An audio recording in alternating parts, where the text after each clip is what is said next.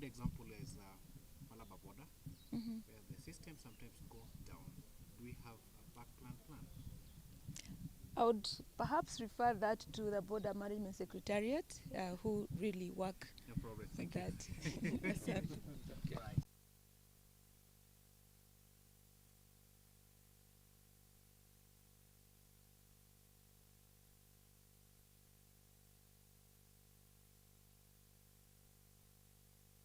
That mobility in the country is very safe. You facilitate mobility, but also ensuring that people who move, you strike a balance between facilitation and control. People who move in a more safe, secure, responsible manner, and also facilitate the movement of bona fide travelers. And that's what we are seeing today, government putting together a curriculum on border management so that the frontliners are actually well equipped, they are trained, they have the right skills, the right knowledge, and how to actually fast track the processing of people who are moving across the borders, but at the same time ensuring that any goods that are moving across the borders, they are moving in a safe and secure way.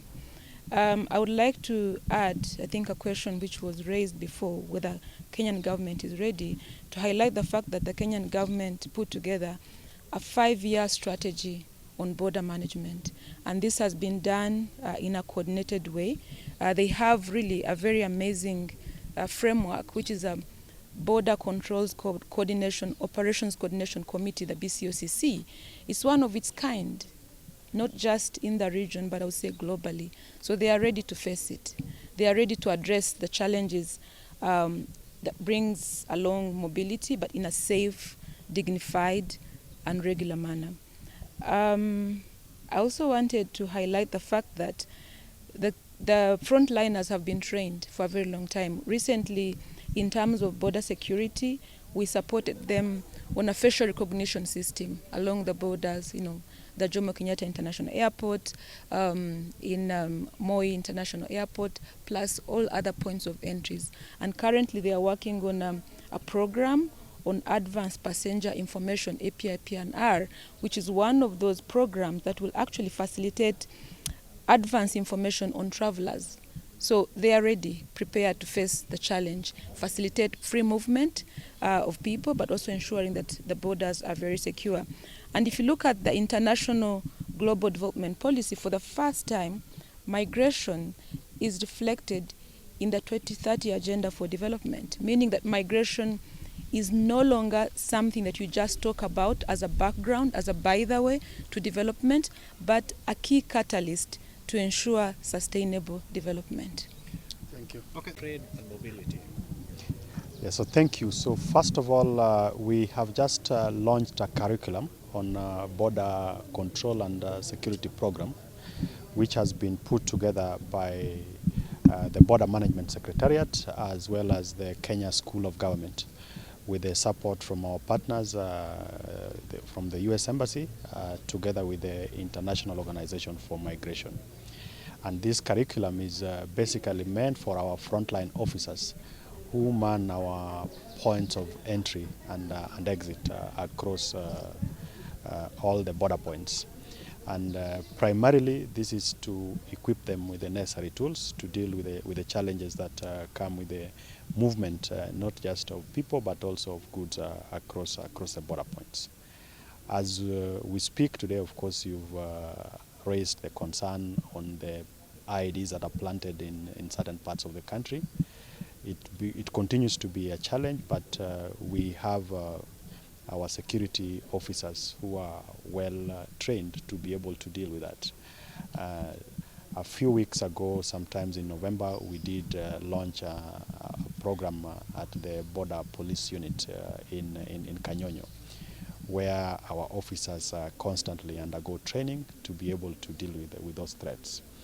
And the assurance we are giving the country is that even though those threats remains and they exist, we are up to the task of dealing with it. And most significantly, the President did declare that Kenya is a visa-free country. We expect that everyone or everybody who is coming into the country gets in visa-free.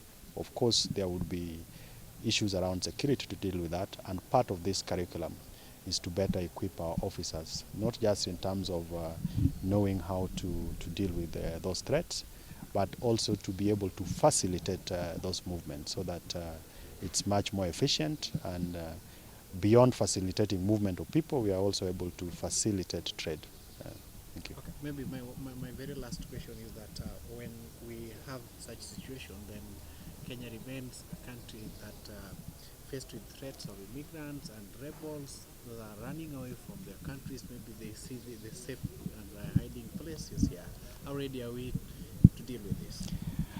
You know that this country has been host for refugees for the longest, if you remember, and we will not be running away from that responsibility to humanity.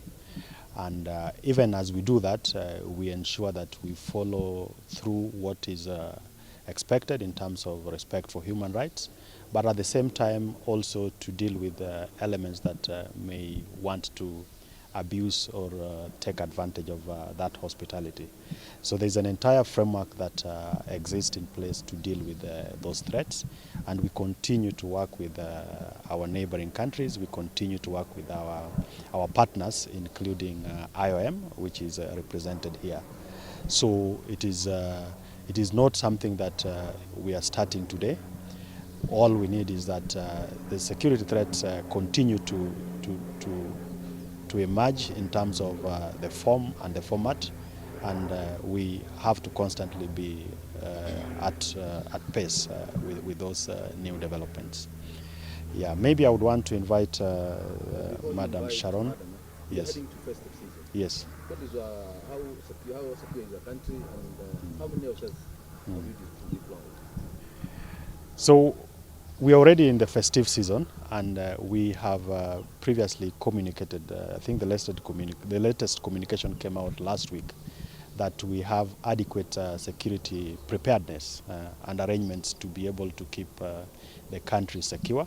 Of course, we call on the public to be cautious, particularly with the expected high traffic on the roads as people move from one point to the next. But the assurance we are giving the country is that we have the necessary deployment of our police officers and all the other security agencies to keep the country safe. Yes, and we are urging and calling on Kenyans that in instances where there are issues or where we suspect that there could be challenges, let's work closely with the security agencies to inform and to alert. Yes, Are you thank going you. to collaborate with the Minister of Transport and traffic officers to collaborate and to have spot check on our roads? We continue to collaborate across government using a multi-agency approach, and all the players, including the NTSA and the National Government Administration officers, and everybody who is responsible for not just keeping the country safe, but also for providing information and following up and monitoring, including collaboration with the media in terms of alerting the media of what is going on. And the media also needs to pick up whenever there are issues that needs clarifications. Our offices are open 24/7 to deal with that.